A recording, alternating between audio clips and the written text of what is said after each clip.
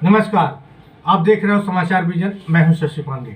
आज बड़ी खबरों के साथ एक बार फिर हाजिर हूं। कोर्ट ने हमें बेल दे दी, अभी बेल तक ही दे सकता था। अब ये केस चलेगा। मैंने वकीलों से पूछा, मैंने कहा मेरा दिल कहता है कि जब तक ये मैं कोर्ट से बरी होके ना आ जाऊं तब तक मैं सीएम की कुर्सी पे नहीं बैठूंगा। उन्होंने कहा जी ये 10 साल चलेगा केस, कोई कह रहा है 15 साल चलेगा केस, कोई कह रहा है 20 साल चलेगा केस।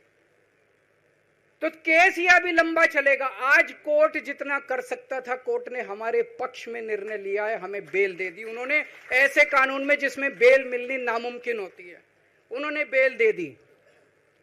आज मैं आपकी अदालत में आया हूं, जनता की अदालत में आया हूं, आपसे पूछने के लिए आया हूं, क्या आप केजरीवाल को ईमानदार मानते हो कि गुनहगार मानते हो?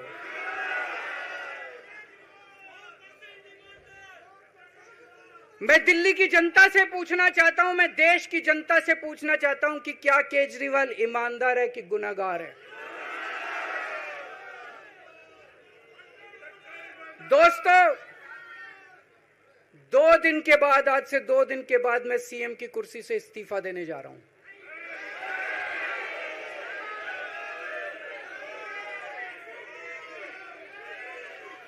और मैं तब तक सीएम की कुर्सी पे नहीं बैठूंगा जब तक जनता अपना फैसला ना सुना दे। मैं जनता के बीच में जाऊंगा, गली गली में जाऊंगा, घर घर में जाऊंगा, और जब तक जनता अपना फैसला ना सुना दे कि केजरीवाल ईमानदार है, तब तक मैं सीएम की कुर्सी के ऊपर नहीं बैठूंगा।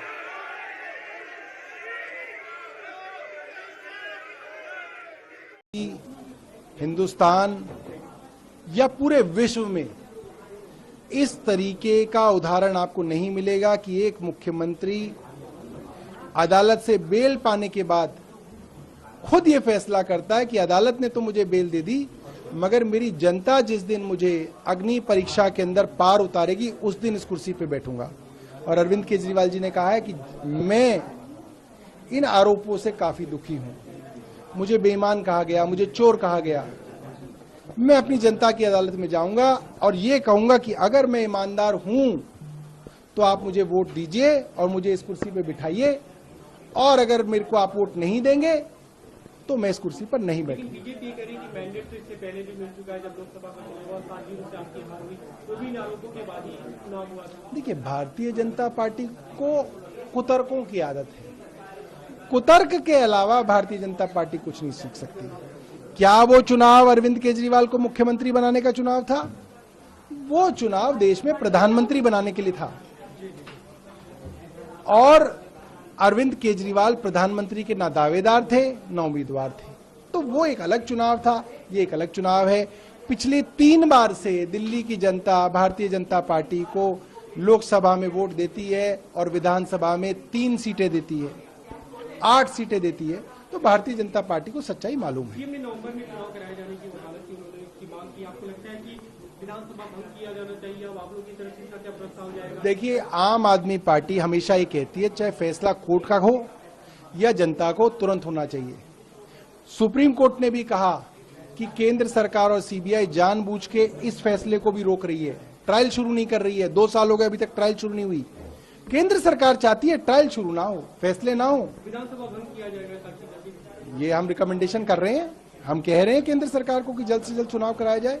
हम इंतजार करेंगे। अभी मुख्यमंत्री को चुनने की जो बात है कि पीएससी की मीटिंग में सभी विधायक दल की बैठक होगी, क्या जो चुने गए विधायक या मंत्री होंगे कोई मुख्यमंत्री बनेगा? देखिए, इसके बारे में अभी कोई चर्चा पार्टी के अंदर नहीं हुई है।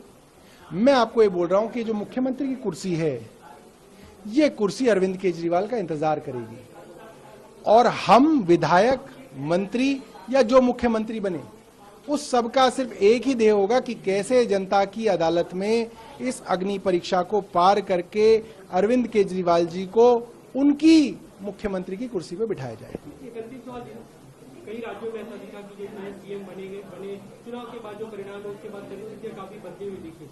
आपको लगता है कि ऐसा कुछ आशंका? देखिए, ये तो अरविंद केजरीवाल का अपनी जनता के ऊपर भरोसा है। अरविंद केजरीवाल रिस्क लेने के लिए जाने जाते हैं। अरविंद केजरीवाल वो आदमी है जिन्होंने इनकम टैक्स की नौकरी छोड़ के 10 साल तक झुग्गी झोपड़ियों के अंदर काम किया। उन्हें नहीं मालूम था कि आम आदमी पार्टी बनेगी, वो कल को मुख्यमंत्री बनेंगे, मगर उन्होंने किया। अरविंद केजरीवाल रिस्क लेते हैं, अरविंद केजरीवाल जनता के ऊपर फैसले छोड़ते हैं। जनता जो सोचेगी वो अरविंद केजरीवाल के लिए करेगी। बीजेपी ने ये भी कहा है कि 2 दिन क्यों चाहिए, उसका तो सिंपल सा रीजन है, आज संडे है और कल छुट्टी है ईद की, तो नेक्स्ट वर्किंग डे ट्यूसडे है, इसलिए 2 दिन का समय चाहिए। जनता, क्योंकि आप लोग सारे काम जनता से पूछ के करते हैं, जनता ही जानना चाह रही है आपकी मुख्यमंत्री दिल्ली का कौन होगा, क्योंकि आपने कहा था आपके बेटे अरविंद केजरीवाल आएंगे, वो काम कराएंगे, लेकिन अब अरविंद केजरीवाल इस्तीफा दे दिया है, तो दिल्ली का काम कौन कराएगा? फिर आप दोनों में से कोई एक कराएगा क्या? देखिए, अभी दिल्ली की सरकार कितने दिन चलेगी ये तो इस बात पर डिपेंड करेगा कि चुनाव की घोषणा कब होती है, चुनाव किस तारीख को होंगे, ये तो चुनाव आयोग बताएगा। लेकिन दिल्ली की सरकार 1 दिन चले, 1 हफ्ते चले, 1 महीने चले चुनाव तक, आम आदमी पार्टी की सरकार दिल्ली की जनता के लिए काम करती रहेगी। आम आदमी पार्टी की सरकार दिल्ली के लोगों को 24 घंटे बिजली देती रहेगी।